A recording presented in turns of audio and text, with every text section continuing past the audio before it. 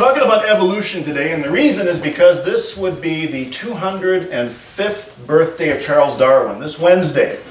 And of course, he's best known for his contributions to evolutionary theory. And in honor of the occasion of his birthday, about 9 years ago, an organization called the Clergy Letter Project decided they were going to start something called Evolution Weekend. And so this happens to be the 9th annual Evolution Weekend. And if you go to the Clergy Letter Project website, they have their purpose statement up there. They say that the Clergy Letter Project is an endeavor designed to demonstrate that religion and science can be compatible and to elevate the quality of the debate of this issue. We could use some elevation, I think. Christians, Unitarians, Buddhists, and Jewish rabbis have all gotten together to support this letter, and I think it's a great idea to elevate the level of the debate. One guy, for sure, who is not a signatory of the Clergy Letter Project would be this guy here. This gentleman's name is Ken Ham. He is what you would call a young earth creationist, which means he believes that creation happened exactly the way it says in the book of Genesis. 6 24-hour days, human beings were created just the way we are now, sometime around maybe 6,000 years ago. Now, if you don't recognize him, you might be familiar with one of his best known projects. This is the Creation Museum in Kentucky. They spent $27 million to put this thing together. They have these exhibits that show human beings and dinosaurs living together, because apparently there is something in the Bible that suggests that humans and dinosaurs live together. And they live together in peace, because what they claim is that before the great flood, you know, the one that only Noah and his family survived, before that, everyone and everything were vegetarians. So here's a picture of there's a child and a velociraptor having a vegalicious time, not bothering each other, living together in harmony, and that's fine. There are also still people who believe the earth is flat and the moon landings were faked. And I am a live and let live kind of guy. Believe what you want, as long as you don't insist that your religion be taught in our public schools. Unfortunately, every year, someplace in this country, that's exactly what happens. Creationists want the Genesis version of creation to be taught alongside evolution in our science classrooms. Now, some of you may have noticed just this last Tuesday, Ken Ham was in the news because there was a debate between Ken Ham and Bill Nye, the science guy, on the topic of evolution and creationism. And I had mixed feelings about that whole thing. I don't really think that we need to be giving a platform to, something that is basically not science. But one of the clear results of the debate, I mean, you can debate over who won or not, but one of the clear results was that it demonstrated that this creationism has nothing to do with science. There was a member of the audience who asked what I thought was just a brilliant question. They asked the two speakers, what, if anything, would make you change your mind? Bill Nye, the science guy, said, evidence. Show me evidence, I'll change my mind. Show me that there's something in the fossil record that doesn't belong there according to the way that we have dated things. He said, I will change my mind. Ken Ham's response, he said, I'm a Christian and nothing would ever convince me that the Bible is not literally true. Case closed. He had his answer. Further questions are irrelevant. And that's his faith, his belief, but it's not science. And it has no business being taught in a science classroom, because in science the most important thing is the question, or the questions. Questions. Evidence. In science, today's answers are only as certain as tomorrow's evidence. Today's answers have to give way to new evidence. So where do we currently stand in this country in terms of people accepting the findings of of evolution? Well, the most recent results that I have are from a Pew Research Center study from just last year, 2013, and it shows that 60% of the adults in the United States accept the fact that human beings have evolved over time, which means 40% of our population rejects the science connected with that. And it kind of makes me wonder what they're afraid of. And it could be the idea that human beings evolving just like all the other life forms on this planet, maybe it makes us seem less special. That could be. And one of the tactics that I've heard in the past, one of the tactics of people who try to fight evolution is they engage in personal attacks on Charles Darwin. They call him things like a fraud, a liar, an atheist, or the Antichrist. And the fact is that Darwin was a very deeply spiritual person. He had religious roots. His father was a minister. One of Darwin's biographers, James Moore, wrote that Darwin's The Origin of Species was the last great work in the history of science in which theology was an active ingredient. Darwin was trying to reconcile his findings with what he had been taught. And I think maybe a lot of the people who attack him have never read his work. He's a man who hated slavery. He fought against cruelty to animals. A spiritual guy. This is from the last paragraph of his book on the origin of species. He says, "There is grandeur in this view of life, with its several powers having been originally breathed into a few forms or into one, and that whilst this planet has gone cycling on according to the fixed law of gravity, from so simple a beginning, endless forms, most beautiful and most wonderful, have been and are being evolved." It's the idea that he's getting at here, that there's something that's at the foundation of all creation that's driving us forward. Nothing unspiritual about that. There's something that causes things to grow and to change in ways that are creative, beautiful, beneficial, helpful. It's the idea that evolution is really an aspect of principle, God, just like the laws of physics, the laws of mathematics.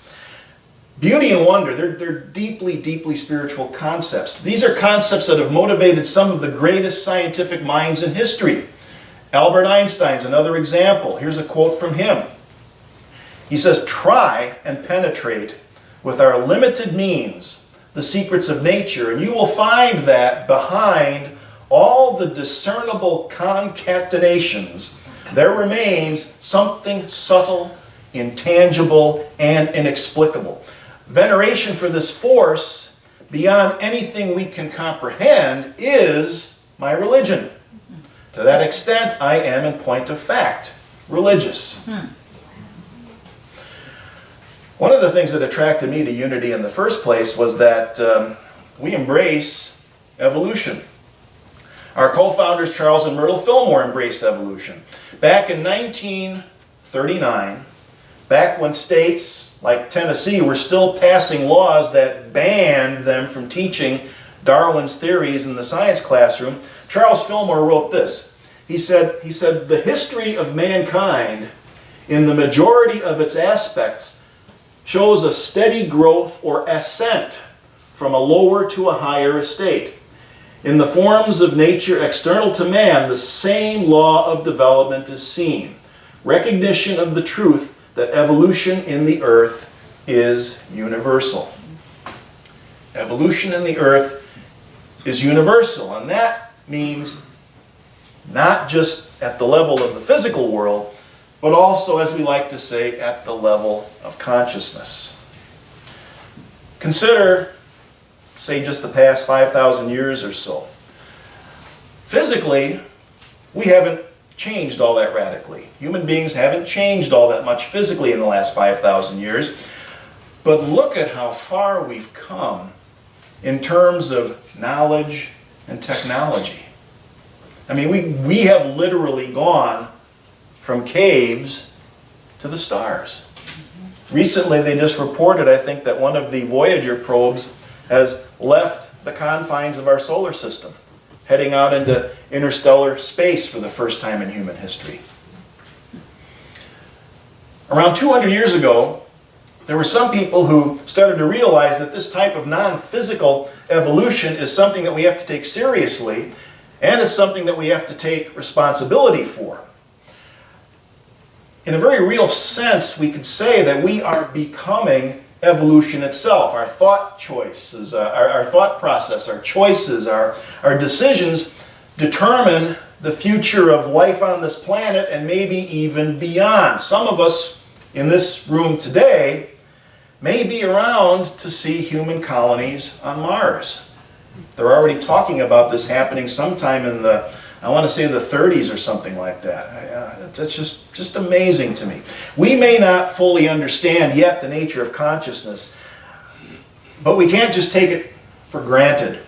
We can't be satisfied in watching it change and just kind of going along for the ride. We have to, in some respects, take charge of it or take responsibility for the changes that are happening.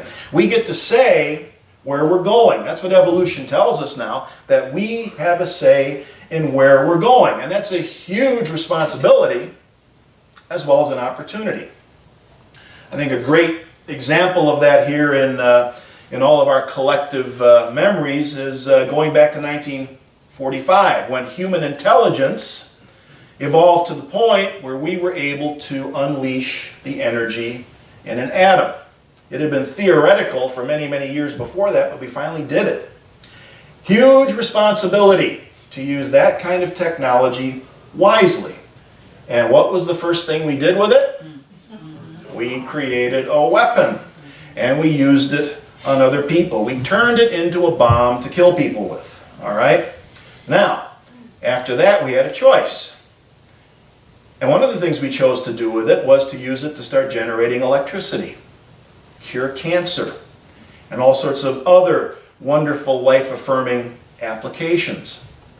Once again, consciousness evolves, and evolution demonstrates that we have the capacity to do great things despite the atrocities that we sometimes find in our human history.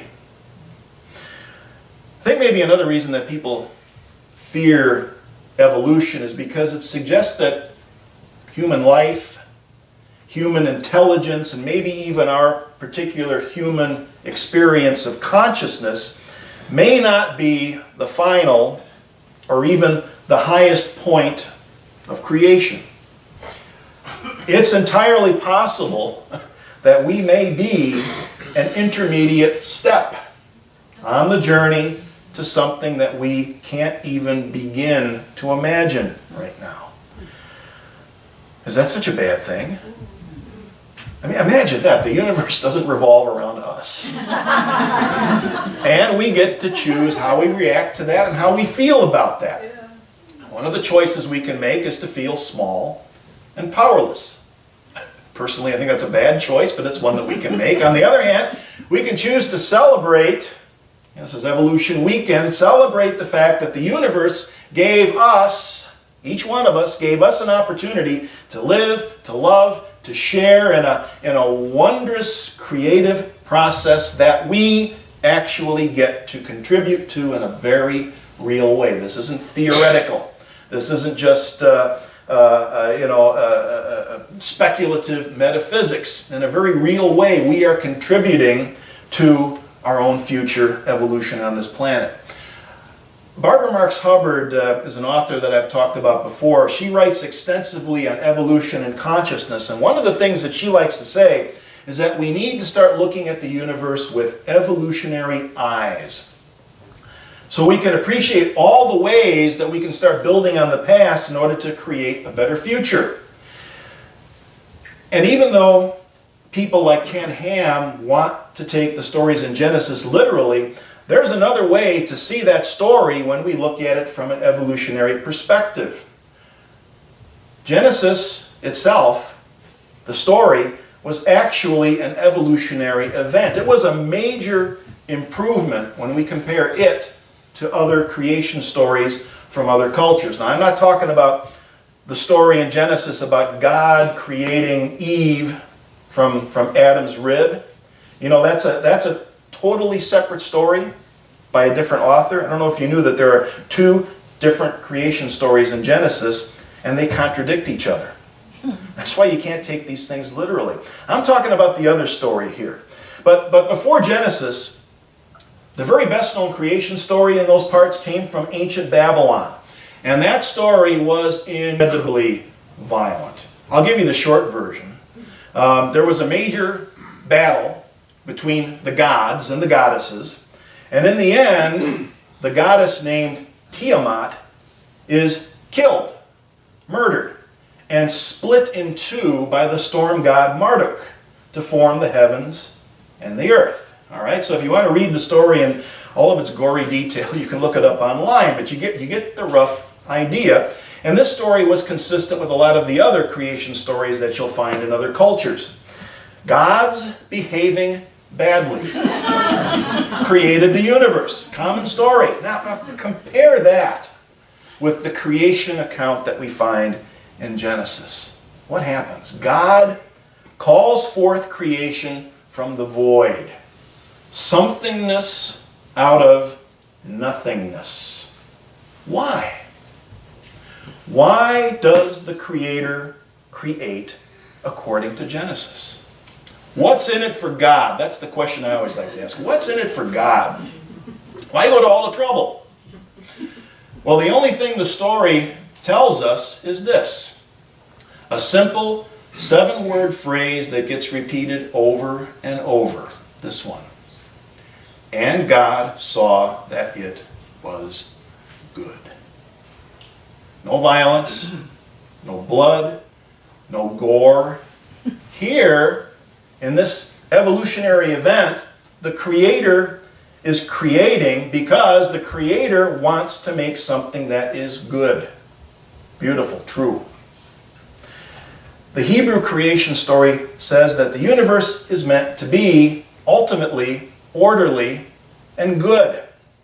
That's a huge step in the evolution of human consciousness, to put that out there as a meme in the world instead of the violence and the conflict as being the cause of creation. So it's up to us to keep that same spirit alive as we choose to focus on the true, the good, and the beautiful around us. That's the evolutionary message of Genesis, where it also says, a little bit later on, it says to be fruitful and multiply, not be stagnant and boring and cling to the past.